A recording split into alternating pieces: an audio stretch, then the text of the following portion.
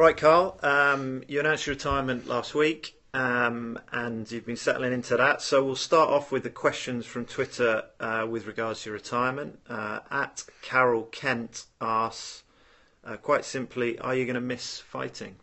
Definitely. I mean, I've been asked this quite a lot.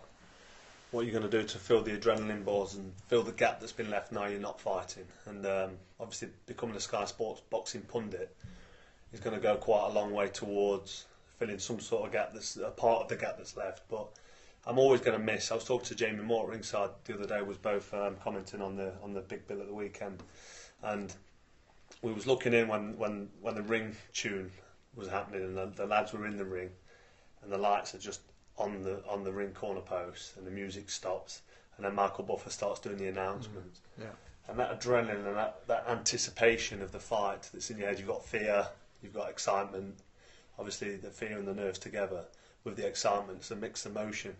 But then you've got to be confident. If you've done the training as a top sportsman, you feel confident. You know, you draw your confidence from a hard training camp, and them feelings you get, I'm always going to miss. I'll probably want to box again till the day I die. I'll always miss it. And even Jamie Moore, he's not boxed at the world level that I've been at, but he was a good fighter.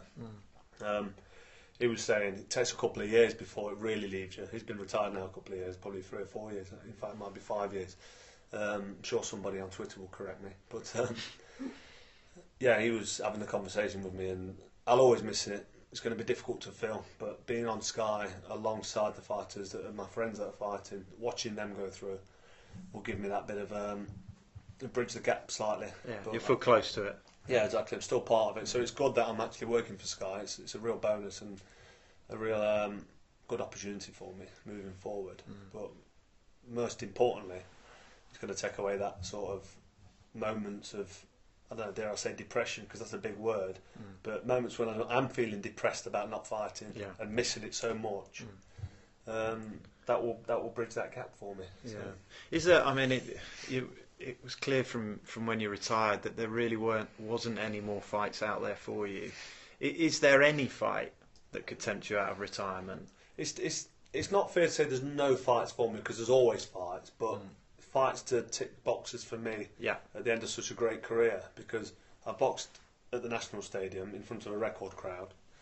I've boxed in my hometown so many times. I've boxed in America. Okay, I've not been to Las Vegas, but I've boxed in America a few times, and to be honest, an arena's an arena.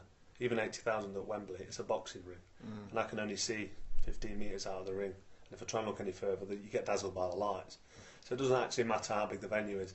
But for prestige reasons, it would have been nice to fight in Las Vegas. Sorry, what was the question?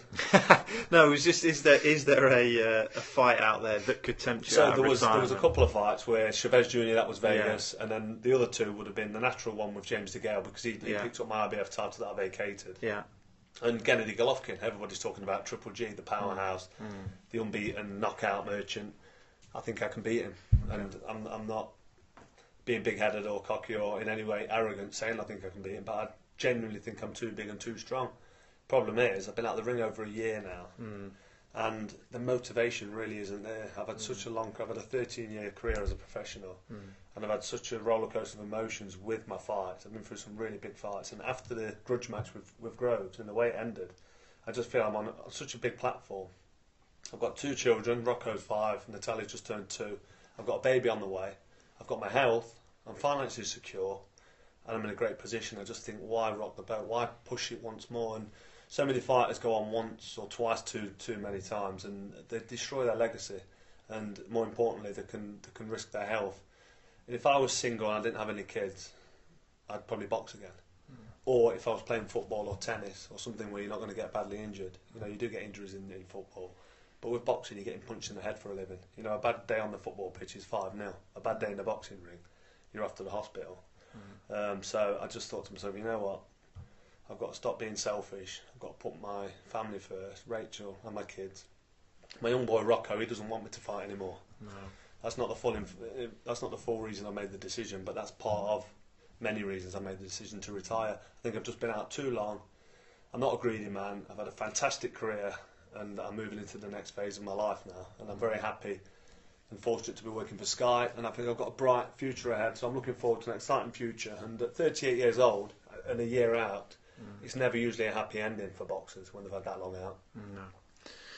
Okay, it's fair to say a strong theme in the Twitter questions is, and there's a particular one from here, at Gouge0102, you versus Mr. Calzaghe in your primes, what happens? I've always said about the potential result if Calzaghe and myself boxed would be either Calzaghe beats me on points or I knock Calzaghe out. So Calzaghe wins on points or I win by knockout. Unfortunately, we'll never know. No. We'll never find out. That's because Joe Calzaghe didn't want to fight me. He vacated his WBC title and went on to fight Roy Jones Jr. and Bernard Hopkins. I don't know which way around it was, but he boxed them two after not fighting me. So unfortunately we'll never know, and we'll always have the question who would have won out of Muhammad Ali and Mike Tyson, and could Bruce Lee beat Mike Tyson in his prime? You get these hypothetical questions we never know the answers to because the fight will never happen. I believe I would have knocked out Joe Calzaghe. He comes forward, he takes a lot of shots. I thought Robin Reed beat him, landed a lot of shots, but it's very unfortunate to lose a split decision. Robin Reed was, and I just feel I'd have had too much for Calzaghe. But I'm not going to sit here and say I beat Calzaghe 10 times out of 10 because I don't think I do. But on my day and on his day, I think I knock out Joe Calzaghe. But unfortunately, we've been robbed of that fight because he didn't fancy the job. That's a very straight answer. You know, that's good. And I'll move on to another one, which does involve Joe, but more than just Joe. It's from @boxing_83. He's talking about the Ben Eubank Collins era. And do you think you would have beat them? I'll kind of open it up and go, you know, would you have loved to have fought in that era amongst those guys? How do you think you'd have got on? Definitely, I'd have loved to fight in that era. Chris Eubank, Nigel Benn, Steve Collins, great fighters, very tough and strong. Especially Chris Eubank and Steve Collins. You know, they could walk through howitzers, and they just seem to be so tough, granite chin. You know, very much like myself. I'm known for being able to take a shot, and if I do get put over, which I have done twice in my career, I've got up to go on and win. And Chris Eubank just seems like so tough, it's almost dangerous. If he's that tough, he takes so many shots, surely it's not healthy. People thought that about you, though. No, they did, exactly. Yeah. So for me to have mixed it in that era, Ben, Eubank and Collins, that would have been fantastic. We would have had some great fights. I'm not going to say that I'd beat all three of them. Going into any fight with any one of them, I would have been confident that I would have won. But it's one of them again, we don't know, do we? I mean, it depends on the night. When everything else is equal, strength, speed, power, chin, it's on the night. How your training's gone, how your mind is. And sometimes you need a bit of luck if you get a cut, if you get a flash knockdown, depending on where the fight's staged, where the judges are from. It all affects it, but they're all top level world beaters, and I would have certainly been able to mix it with the best of them. Yeah, that would be unbelievable to see you make that a 4. Eubank, Ben, Collins, yourself. That would have been some fights in that time. It would have been unbelievable. It would have been like the fabulous 4 from the 70s and 80s, which was Thomas Hearns, Marvin Hagler, Roberto Duran, and Sugar Ray Leonard. Yeah. They all boxed each other, and they made a great 4 mix in the ring.